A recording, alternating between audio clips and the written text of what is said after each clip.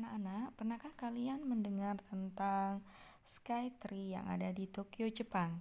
Ini adalah menara tertinggi yang berada di negara Jepang, di mana menara ini jauh lebih tinggi daripada menara Eiffel yang ada di Paris.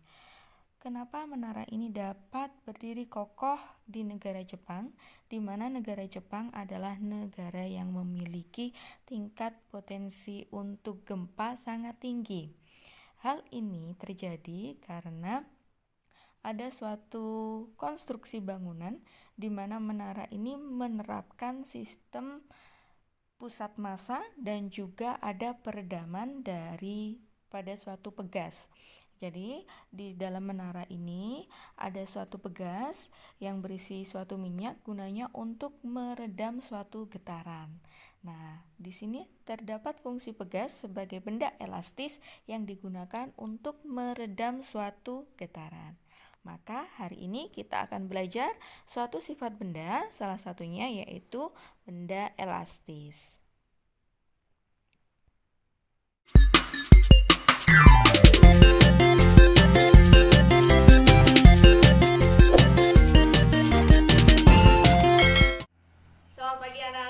Pembahasan kita hari ini di Fisika Seru bersama Bu Krista yaitu tentang hukum Hooke pada elastisitas. Kalian tadi sudah melihat beberapa tayangan di mana konsep elastisitas dapat kita gunakan di berbagai keadaan. Contohnya di Sky Tree, yaitu tower tertinggi di Tokyo, Jepang. Di situ kita menggunakan peredam untuk meredam suatu getaran gempa dengan cara konsep elastisitas. Mungkin ada yang lain. Dalam konstruksi jembatan, dalam kita membuat jembatan, itu kita pun juga menggunakan konsep elastisitas. Pembahasan pertama pada elastisitas itu adalah pengertian dari elastis. Apa ya itu elastis ya? Apakah benda ini elastis? Apakah kerudung Bu Krista elastis? Bisa kalian definisikan nanti. Bahwa benda elastis itu adalah benda yang dapat kembali ke bentuk semula setelah gaya yang diberikan itu dihilangkan. Misalkan nih, Bu Krista punya ini karet. Panjang awalnya adalah 10 cm. Saat Bu Krista tarik, ini adalah gaya luar yang diberikan pada karet. Kita kembalikan lagi, maka karetnya akan kembali ke 10 cm. Nah, maka karet ini dia masih memiliki sifat elastis. Dia masih dapat kembali ke bentuk semula.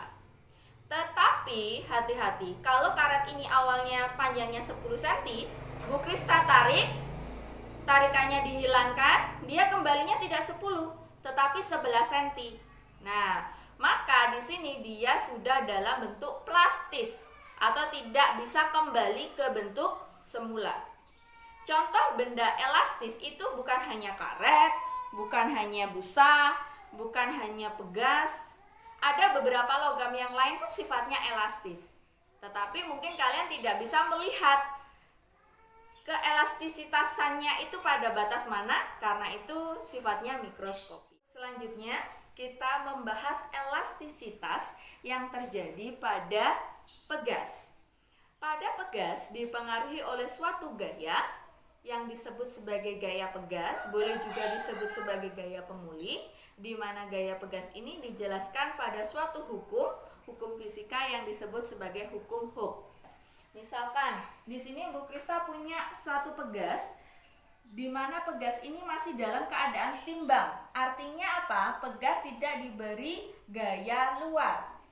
Nah, saat pegas ini Bu Krista tarik ke bawah dengan gaya luar F, ini adalah gaya luar F, pegas ini akan bertambah panjang sebesar X. Maka pegas di sini memiliki kemampuan untuk kembali ke bentuk semula. Inilah yang disebut sebagai gaya pegas ataupun gaya pemulih. Untuk memulihkan dia pada titik setimbang, kita sebut sebagai F aksen.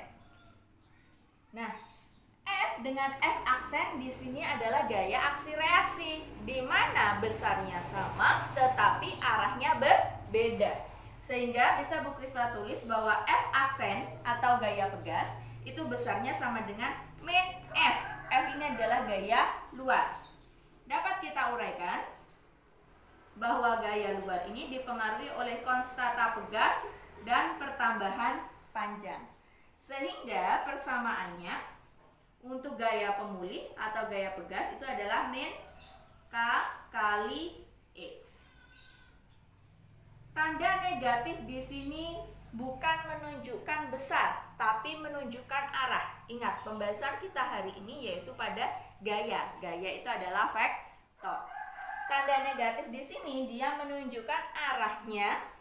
Gaya pemulih berlawanan dengan arah gaya luar yang diberikan pada pegas. Nah, kita dapat membuat grafik hubungan antara gaya luar, gaya pegas, dan juga pertambahan panjang. Anggap saja bahwa gaya luar yang kita berikan itu dia bernilai positif. Maka di sini dapat kita taruh pada sumbu kartesan Y positif, untuk F aksen itu pada sumbu kartesan Y negatif. Sehingga hubungan antara gaya dengan pertambahan panjang ini akan menunjukkan konstanta pegas. Ini adalah K. Nah, ternyata gradien dari garis ini, gradien dari garis K ini, inilah yang disebut sebagai konstanta pegas. Maaf, di sini Bu Krista langsung tulis gini aja ya. Tan theta itu besarnya adalah K. K-nya itu adalah konstanta pegas. Kesimpulannya, jadi kalau kalian melihat grafik mana kalian lihat grafik di sebelah, di sini ada grafik A dan grafik B, garis A dengan garis B, di mana garis A dan garis B di sini memiliki nilai gradien atau kemiringan yang berbeda. Maka mana dari garis A atau garis B yang memiliki konstanta pegas terbesar? Nah, kita bisa lihat ternyata A itu yang paling besar karena A yang paling miring atau kemiringannya lebih besar daripada grafik B. Selanjutnya kita akan membahas kata tegangan, regangan, dan modulus yang. Nah, tadi Bu Krista bilang kalau elastis itu ada benda ditarik, itu artinya ditegangkan atau diregangkan. Nah, sekarang kita akan bahas. Ini adalah pembahasan yang mudah. Tegangan ini adalah perbandingan antara gaya yang diberikan pada suatu benda dengan permukaan yang dikenai oleh gaya. Hati-hati, permukaan yang dikenai oleh gaya. Sehingga tegangan simbolnya sigma kecil, persamaannya adalah gaya dibagi dengan luas permukaan yang terkena gaya. Selanjutnya regangan. Regangan itu disimbolkan dengan E atau epsilon, di mana panjang suatu awal benda itu adalah L0. Jika ditarik dengan gaya F, maka panjangnya akan bertambah sebesar delta L. Maka regangan ini itu adalah perbandingan antara perubahan panjang terhadap panjang awal. Nah, sekarang untuk modulus Young. Modulus Young itu hampir seperti sifat suatu benda. Modulus Young bisa kita sebut sebagai modulus elastisitas. Jadi setiap benda memiliki modulus elastisitas masing-masing. Besarnya modulus elastisitas itu adalah perbandingan dari tegangan dibagi dengan regangan, di mana tegangan persamaannya adalah F per A dan regangan itu adalah delta L per L0. Sehingga persamaan ini dapat Bu Krista ganti menjadi delta F. Maka modulus Young persamaannya itu adalah F kali L0 dibagi dengan A kali delta L. Tidak susah untuk soal tentang tegangan, regangan, dan modulus Young, bisa kalian lihat pada contoh soal berikut. Misalkan di sini ada suatu contoh, suatu bahan baja yang akan digunakan untuk jembatan gantung memiliki modulus Young. Modulus Young disimbolkan sebagai E. Di sini ada modulus Young, di sini disimbolkan E. Sebesar 2 kali 10 pangkat 11 Newton per meter persegi. Untuk menahan berat jembatan digunakan beberapa buah batang baja berbentuk silinder yang masing-masing luas penampangnya. Luas penampang di sini adalah A. Besarnya 8 cm persegi dan panjangnya ini adalah panjang mula-mula L0 atau bisa juga ditulis L gitu ya. Setiap batang ditarik dengan gaya. Nah, gaya di sini adalah F. Besarnya 4 kali 10 pangkat 4 Newton. Tentukan tegangan sigma kecil, pertambahan panjang delta L dan regangan E. Maka kita tinggal masukkan ke suatu persamaan yang sudah dijelaskan tadi. Jangan lupa bahwa satuannya itu diubah ke dalam bentuk satuan yang sudah standar. Maka kita peroleh tegangan persamaannya adalah gaya dibagi luas penampang dengan gaya tadi sudah diketahui dan luas penampang pun juga sudah diketahui besarnya 8 cm persegi. Maka diperoleh bahwa tegangan itu adalah F dibagi A. Selanjutnya yang ditanyakan adalah pertambahan panjang. Pertambahan panjang di sini kita bisa menggunakan persamaan dari modulus Young. Tadi persamaan modulus Young adalah E sama dengan F dikali L0 per A kali delta L. Maka kalau misalkan yang ditanyakan delta L, persamaannya jadi seperti ini. Selanjutnya yang ketiga yang ditanyakan adalah regangan, di mana hubungan antara pertambahan panjang dengan panjang awal itulah yang dinamakan regangan. Maka tinggal dimasukkan ke suatu persamaan. Untuk tugas pertama hari ini, kerjakan soal pada slide berikut, yaitu sebuah kabel lift yang terbuat dari baja mengangkat beban sebesar masanya 900 kg. Di sini massa. Dari massa kamu dapat menentukan gaya berat, di mana gaya berat itu nantinya dia sebagai gaya luar atau gaya tariknya yaitu F gitu ya. Jadi untuk mendapatkan F kamu harus menentukan nilai gaya beratnya dulu. Jika diameter kabel tersebut adalah 2 cm, dari diameter kamu nanti akan mendapatkan luas penampangnya. Jadi dari diameter ini kamu akan mendapatkan luas penampang. Dan panjangnya 24 meter ini adalah panjang awal L0. Tentukanlah tegangan, regangan, dan pertambahan panjang dari kabel jika modulus Young, simbolnya adalah E, sebesar 2 kali 10 pangkat 11 Newton per meter persegi. Selanjutnya kita akan bahas pada rangkaian pegas. Pada aplikasinya, pegas tidak hanya digunakan hanya satu saja, bisa beberapa pegas digunakan dalam suatu aplikasi. Contohnya nih, sepeda motor kalian yang lama. Nah, yang lama ya, bukan yang baru. Yang baru mungkin hanya satu shock breaker. Nah, sepeda motor yang lama itu terdiri dari 2 shock breaker, kanan dan kiri. Nah, itu artinya apa? 2 pegas yang disusun secara paralel. Sekarang kita akan menghitung bagaimana cara menentukan konstanta pegas total pada rangkaian seri dan paralel. Kalian sudah belajar ya? Rangkaian seri itu seperti apa, rangkaian paralel itu seperti apa di pembahasan SMP lalu. Nah, sekarang kita akan bahas rangkaian seri. Kita punya 2 pegas yang disusun seri, bisa dalam bentuk horizontal, bisa dalam bentuk vertikal. Jika pegas tersebut ditarik dengan gaya F, maka gaya pegasnya itu akan berlawanan. Hati-hati, kalau di seri sifatnya itu adalah gaya tarik ini sebesar F, maka tiap-tiap pegas mengalami gaya pulih yang sama. Misalkan di sini adalah besarnya 100 Newton. Maka gaya pada pegas pertama, gaya pulihnya atau gaya pegasnya juga 100. Pada pegas kedua pun juga 100.